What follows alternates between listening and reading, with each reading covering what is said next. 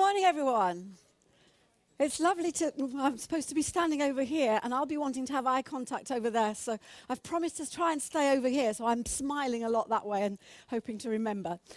It's lovely to meet you all. I hope to have a chance to have lots of conversations over the day. My name's PhilippaCordingley, and I run something called the Centre for the Use of Research and Evidence in Education, and there's only one really important word in that, use. So about a third of what we do is we do research, we do primary research, but we also do large-scale systematic reviews of research evidence about a number of things, but especially about teachers' continuing professional learning and about teachers' use of research. About a third of what we do is translate research into tools and resources that people can use on Monday mornings, well, Tuesday, Wednesday, Thursday, Friday too, in classrooms and for whole school learning. And about a third of what we do is we work with schools and in schools to research and develop the school as a learning environment that works for both pupils and for teachers, for students and for teachers. So that's who we are and what we do. In this session, I wanted to be quite interactive. I'm sorry, it's going to be quite hard work. There's lots for you to do too. I'm going to just say a tiny little thing about the nature of the evidence base about continuing professional development and learning, illustrated through a metaphor. I'm going to take some real-world practical examples from your lives, from your professional lives, and we're going to think about the professional learning environment and the key components and activities that we know from the research reach deep into students' lives as well as teachers' lives when we organise schools for learning for everybody. And some thoughts about accountability and an analogy. And the first thing to say is this is the wrong PowerPoint. Right, now this is what we're really going to do in this session. I was smiling and thinking, oh, that sounds like more than 45 minutes to me. I'm going to start with a bird's eye view and a metaphor. I'm going to share some examples of more or less effective practices that we have in the room. And I'm going to illustrate all that with the findings from a systematic review. And then we're going to think about how we might put that to work. That's the plan. And the review that I'm taking it from is a systematic review of systematic reviews. That we finished and published last year. It's on our website, and so there are web links in this PowerPoint.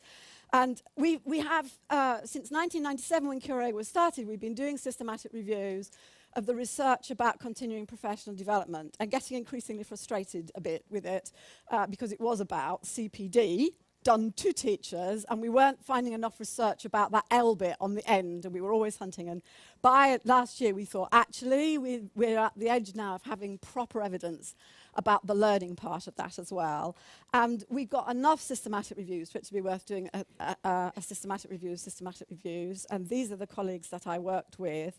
And that's the evidence base this session's based on, though I'm not going to take you right through the story of the project. We're going to figure about the right story of the project through your work too, because it's only a 16-page report and it's in the public domain, so you can read it afterwards. But I will give you the headlines. So let's just think about the day-to-day world they have to inhabit. I mean, I'm passionate about evidence if you put it to work, but it's abstract. When you do a systematic review, you end up with pretty abstracted findings. When you do a systematic review of systematic reviews, you end up with very abstracted stuff. So let's just think about where that sits. And this is the metaphor. Now, you might have prettier power systems in Sweden than we have. But no, people are saying that it looks pretty much like that. When we look at a power system, what do we see? What do we notice?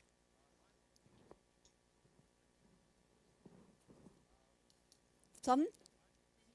Linear, yeah. And we notice this, don't we? These are the things we see, the great big pylons. When we think about continuing professional development, what do we see? We see the events. We see days like today. We see workshops. We see seminars. We see research projects. We see the occasions when we're out of the classroom, holding everything still to think about it. And that clearly matters. A power system without pylons would be a bit dangerous. But it's not the point. The point is the professional learning that we take from it.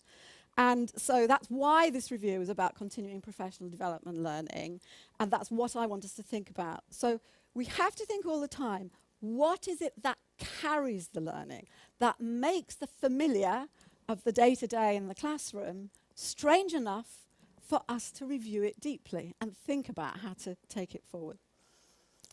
So here we are, first job for you.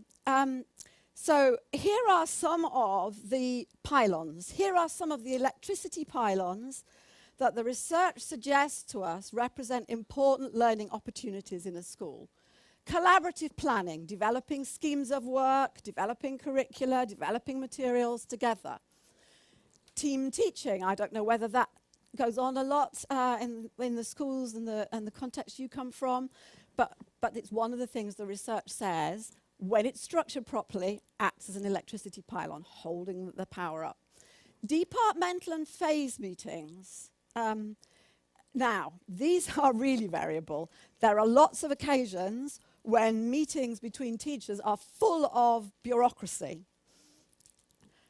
But there are some times when they're structured really profoundly to be about professional learning. They can be either. Development and action research. These are things that go on in many, but not all schools. Development of a project. I know a school that drove a double-decker bus into the playground, a primary school, and said, we need an extra learning space. We're going to turn this into the library. And they used that both as a curriculum resource to make the curriculum exciting. I can show you photos later. It's absolutely fabulous. And they used it as a professional development vehicle, literally. The vehicle and the bus. I should have put a picture in, shouldn't I? And then developing learning portfolios. There's an outbreak of something called Blue Sky in England, and there's something similar in America where teachers are sort of starting to try and use technology to pull together notes from their various learning experiences. And book looks. Do you have book looks?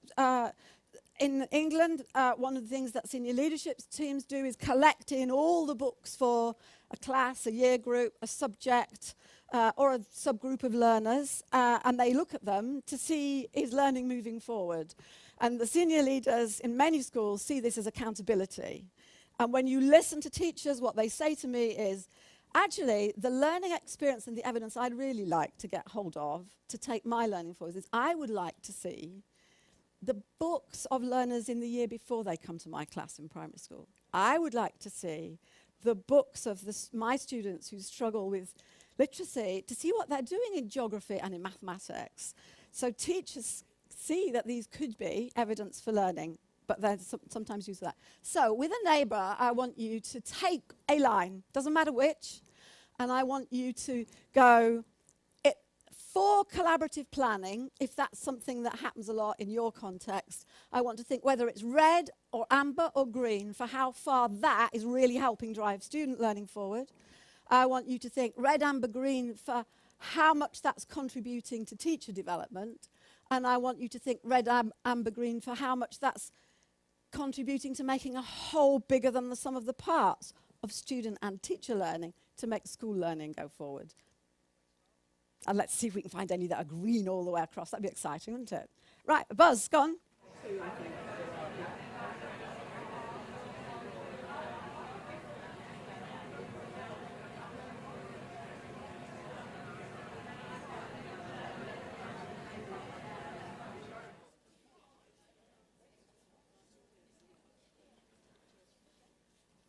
So has somebody found something that's going on where it's contributing green, full bore, in all three columns?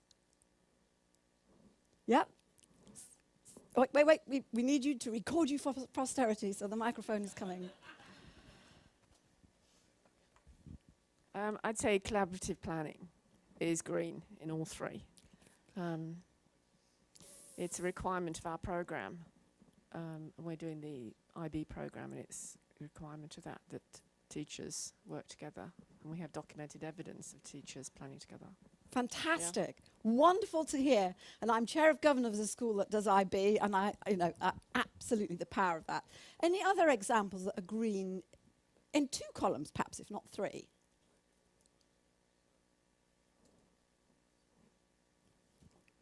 Roar?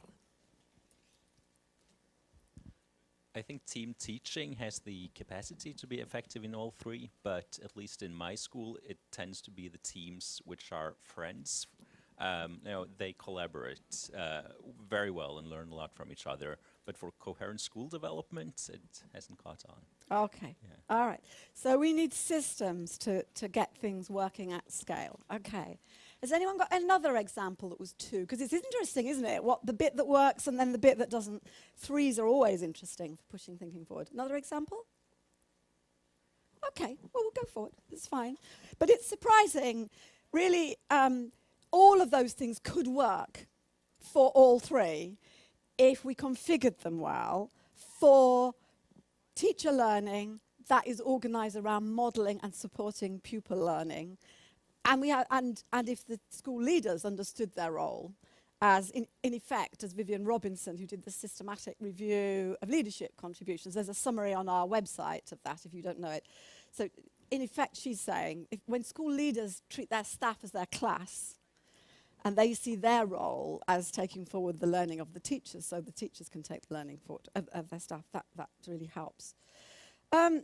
So here, this is what the research would say about that. And the first thing is, nothing's going to work in all 3 columns if we don't focus on the learning as well as the development. I don't know about your country, but 10, 15 years ago in England and the UK more generally, I think we were concentrating too much on the teaching and not enough on student learning. And we've been making that mistake, I think, in teaching. And when we think about that, everybody has a job within it. You can't do that if it's just the school leader doing it. You can't do it if it's just the teacher doing it. So what we need is, because schools are busy places, is coherence. The individual components of professional learning need to add up to make a whole bigger than the sum of the parts. And so we need teachers to take responsibility for their learning to make it coherent.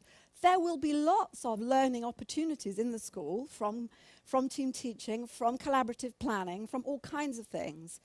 But actually, they are the people best placed to turn that into a coherent professional learning pathway. But it's also very important that leaders do exactly the job that Rory was pointing to. I'm not sure if I'm pronouncing your name right, but anyway, was pointing to that the school leader's job is to enable that to become a coherent whole across the school. So they need to create collective professional coherence. And the thing that I think this evidence is pointing to is that we need an effective professional learning environment. I don't talk a lot or research a lot professional learning communities for 2 reasons. I mean, first of all, I think a community is a thing you earn. If I told you to be a good professional learning community, you can't. It's not something you mandate, but it is something you can earn. And the thing that helps you earn it, I think, is the learning environment. And if you look on our website, there's something called SCANE. SCANE is the collective noun for geese flying in a V formation. It's just a metaphor, and that unpacks the evidence about professional learning environments. And what the research review told us was that the way we get to that is through subtle, organized around clear, passionate purpose about the nature and content of learning, combinations of learning activities for teachers and for students that promote depth. It's not about doing more, it's about doing a few things really well. You said something that was not true. You said passion. Yes. Okay. Yeah, the research doesn't tell us much about passion. I think it doesn't know how to measure it very well. But you're right. Well, what the research does tell us, and I'll come back to this, is that teacher learning involves unlearning and that it's emotionally demanding, and that when we want to support it, we have to take account of relationships. And it gets as far as that. It doesn't, the passion thing's an overlay I put on stuff, I guess. But the other thing that's really important on that slide is that we get that purpose when we think about aspirations for pupils.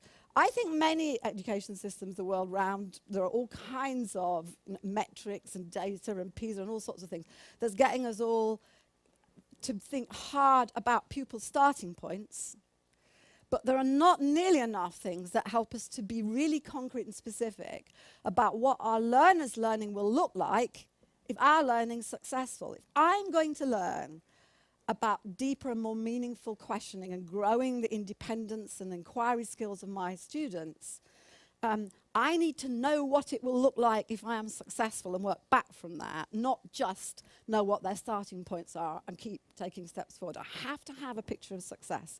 So that's the first important combination from this study. So we need a combination of evidence-rich activities, the research is really clear about that, aligned with the focus on student starting points. The evidence really matters.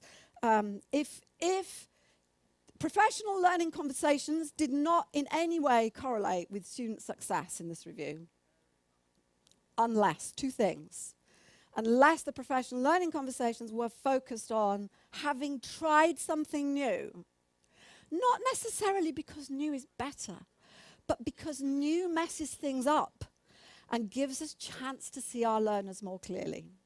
So if we want professional learning conversations to work, they need to be in the context of taking some risks, trying some things out, letting things get a little bit messy so we can look at things afresh. Thing one. Thing two, they need to be in the context of evidence about how our pupils are responding to our own learning.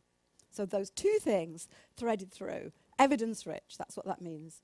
But of course we do need to recognize and build on our colleagues who we're supporting in terms of professional learning, what they know and can do and believe already and how to take that forward. We know that this needs to be sustained. There are no quick fixes. Well, you can have a quick fix. We found one intervention that was 7 hours spread over 1 week, an hour each day, well, it was a week and a bit in school terms. It was 7 full days. But it was just like a tiny bit of spelling. So you can have a quick fix for a tiny, tiny thing. But for deep learning, for really taking our progress forward, we were talking about 2 terms and more. Because we need to sustain things and we need to think about different groups of students iteratively. We need to look at whether this is working for my skilled disappearers. You know those students who aren't much trouble? You don't really know what's going on in their head. They watch intently for when I've got eye contact with one student. So that's the moment they put their hand up so that they make sure they'll never get asked. The people who put a lot of effort into disappearing, great group of students to start with. But we need to start with one group and then think about another group and then another group. There need to be opportunities for sustained, structured peer support and developing a shared sense of purpose. And of course, that's what's so powerful about the IB example, that shared sense of purpose. But one thing that happens is when teachers work together in professional learning, if Roa and I were trying together to really transform learning through the arts across the curriculum, say, and we were both trying something scary and new, dance maybe or whatever, if we both said we would try it and then we would come back together to learn from that, I would be less likely at the last minute to duck out of the dance in the science lesson because I knew I'd got to go and talk to Raw. The shared vulnerability, reciprocal vulnerability, speeds up trust building, which speeds up purpose. We do need to do some hard things. It always involves exploring, reviewing, and challenging existing beliefs and practices supportively. Because, as I said earlier, D.H. Lawrence says that values and beliefs come more from the solar plexus than the mind, and they do. So changing them is gut-wrenching. It's hard.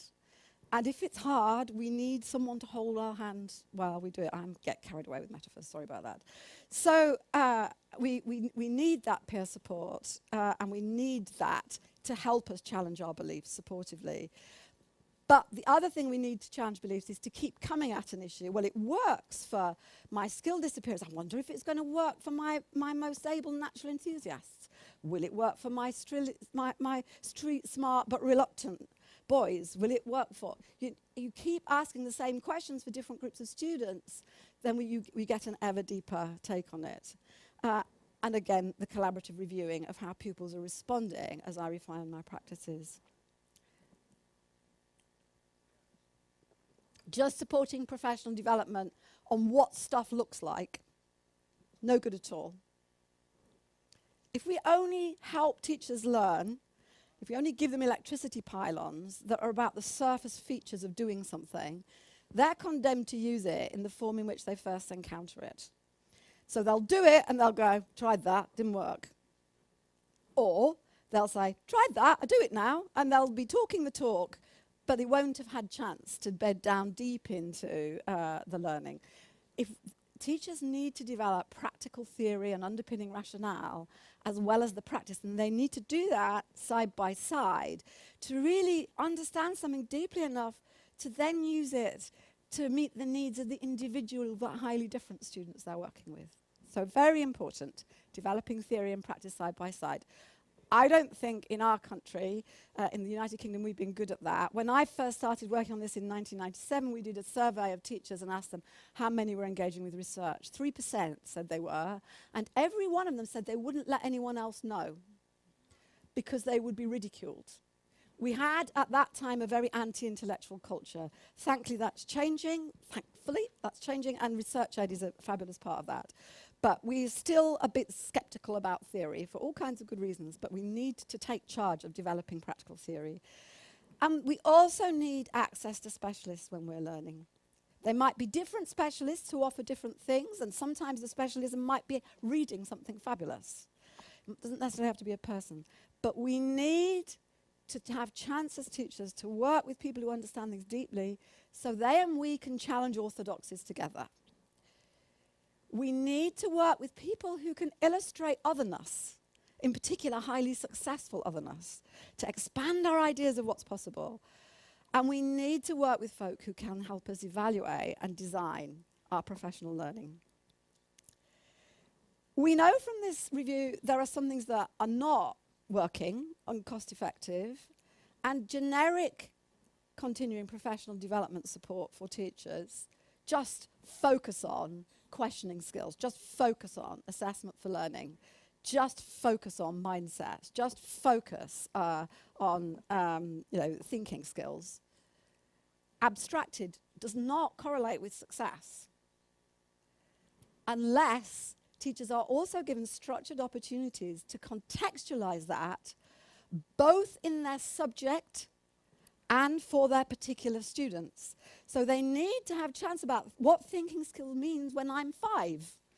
They need to have chance to think about what thinking skill means when I'm 7. And they need to have chance to think about what thinking skills or questioning skills or whatever it is means in geography, as distinct from in science, as distinct from in languages.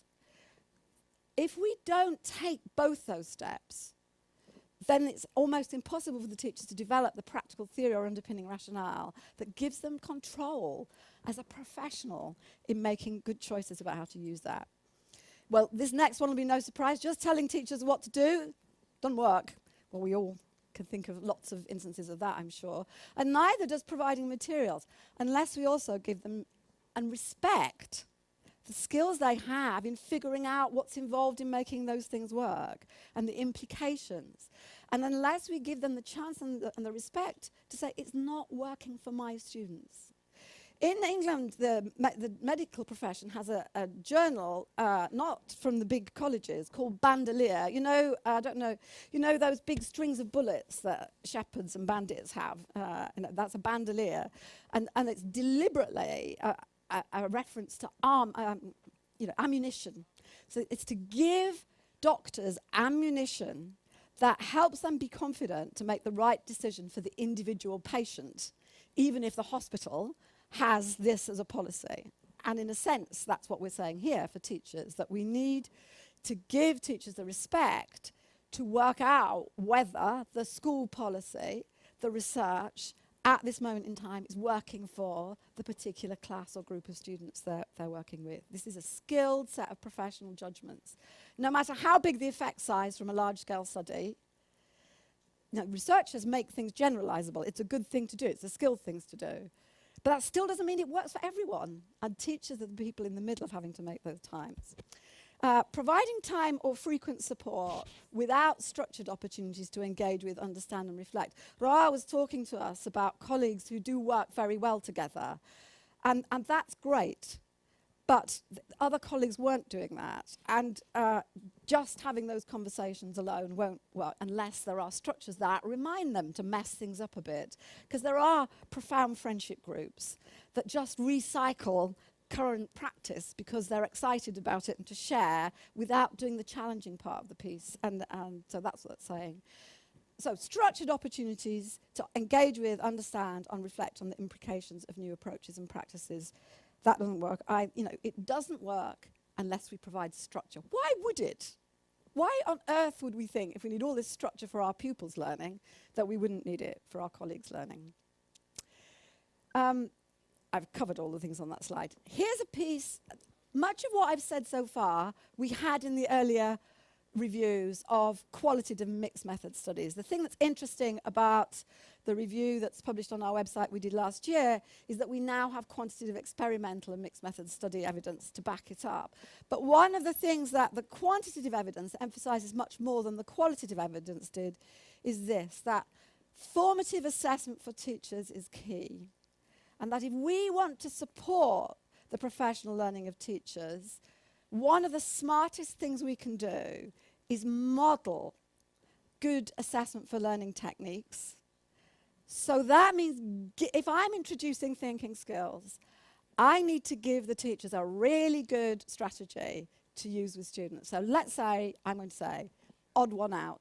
Do you use odd one out? Yeah, so you have three things, not everyone's nodding and smiling, so you have three things, with a 4-year-old, you might say, here's a rabbit, a horse, and a frog. What's similar between two and different than another? For a chemistry student, you might say, here are 3 chemicals. What's similar? What's similar and what's different? So there's a strategy that gives the teacher a window into the pupil's thinking. So for thinking skills, I might give them that assessment for learning technique.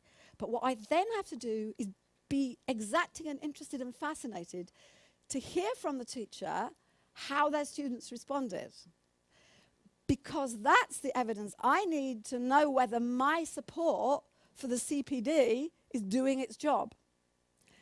And I then have to model changing my support if what we're doing isn't working for the students. And if as someone who's facilitating continuing professional development and learning for a teacher, I take all those steps, the teacher's getting the powerful information they need, they're getting something they can try, and I'm having the chance to model assessment for learning, and they're having a chance to experience the benefits. So it works on lots and lots of levels. If I then ask them to design their own assessment for learning technique, then I can really see whether my learning is working, my support for their learning is working for pupils. So assessment for learning is key. So as I said at the beginning, we've been thinking too much about the development of teachers. If we think deeply about how they learn, then we do a better job. Now, in England, we have a saying called, what's sauce for the goose is sauce for the gander. I don't know whether that makes any sense here. Anyway, there's a little leaflet on our website talking about practicing what we preach. And at the end, there's a brilliant recipe for apple, ginger, chili, and coriander sauce, which works really well with goose, but it works very well with dock and nut roast too, so you don't have to wait for Christmas. And so we're trying to practice what we preach in that leaflet, saying all the time we have to model it. Done that. So now another activity. So let's think about formative and summative assessment in school environments and in the support we provide to school. I've listed here some of the common things that might be going on in your schools, the schools you work with and your own schools you work in. Let's just look at whether all those common assessment things that are going on, are they red, amber, green for how they're contributing to teacher development? Or are they just really about whole school development tracking? Or maybe even they work for pupils, but a lot of the time they're about performance and accountability. So let's have another of those buzzes looking at that. Can we find any that are green for both teacher development and for school development?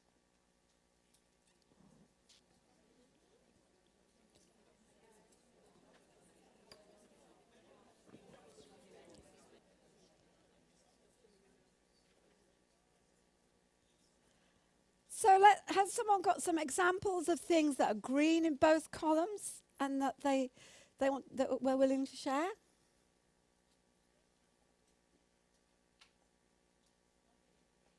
Nothing in green. Oh. Okay. Could they be green? Okay, so talk to us about what one and how you can make it green. Well, actually, we're mostly talking about what we would like to do and what we are doing. And it's a big gap between those two. It's really hard to, actually we don't even do school self-evaluation enough. So it could be green. I mean, theoretically, they could all be green. But in our everyday practice, there's not enough time to achieve that. Okay. So there's so much busyness, it gets in the way of doing this. Colleague there. Sorry, I don't think it's the what, it's the how. And every single one of them, I think, could be green based on how it's done and how many stakeholders in the school are involved. But if it's a top-down approach, then you're going to get kind of backlash from the staff about how it's done. So each one of them has potential to be beneficial, but at the same time, it could also have a negative effect on staff morale. Okay. Anyone got some examples to share of something being done really well? I'll start you off. So on performance review, do you remember I said something about Vivian Robinson's best evidence synthesis about the things that leaders do that have most effect? And she has effect sizes between 0.24 and 0.84. And she identifies 5 things that leaders do that make a difference. Managing teaching, learning, and the curriculum. Well, there's a surprise. Setting goals, challenging goals and expectations. Creating an orderly environment for learning, strategic resourcing. She doesn't really mean how you spend the money, but how you align everything, so any one thing does lots of jobs. And promoting and modelling professional learning. And the one that's 0.84 is has twice the effect size of the next nearest one. Anyone want to guess which one it is? Well, you know, I know you know. Yes. So promoting and modelling professional learning has twice the effect of the other thing. At any one point in time, if your school's a dangerous place, you better focus on creating an ordinary environment. But over time, promoting and modelling professional learning. So we did our skein research with the head of a very big school in Gateshead, very deprived area.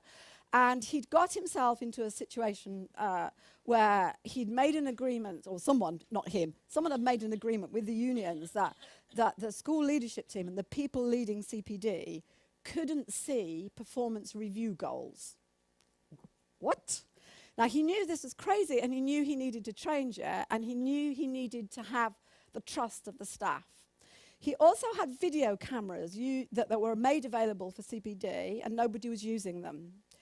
So he said, I am going to personally commit a large chunk of my time to learning how to do performance review so it works for your learning as well as for students' learning, as well as for me as a school leader. And I am going to video, with the camera on me, all of the performance review discussions we have. You will own the video. Nothing else will happen to it. You can wipe it. But if you are looking at the video, think, you are willing to share this with colleagues, I will make myself available to be coached by anybody in the school on doing that performance review discussion better. And many of the teachers were saying, okay, I think you messed up on that. I'm very willing for you to share that. And they had Wednesday afternoon CPD sessions, and he made himself available for coaching. And what the staff could see was how much better he was getting, because they were seeing the videos and they were seeing him improving. And within a very short space of time, they said, doesn't matter what the union says, you can have my performance review targets to improve how staff development is going. So that's a good example of how he switched performance review discussions from being something extremely fraught and sterile into something very, very powerful by modelling professional learning. So I haven't got many examples like that, but I think it's amazing. It's Kenton School, and there's the case studies about Kenton School on our website. So, and I think we just now do questions, answers, comments, anything anybody else would like to say or know or contribute.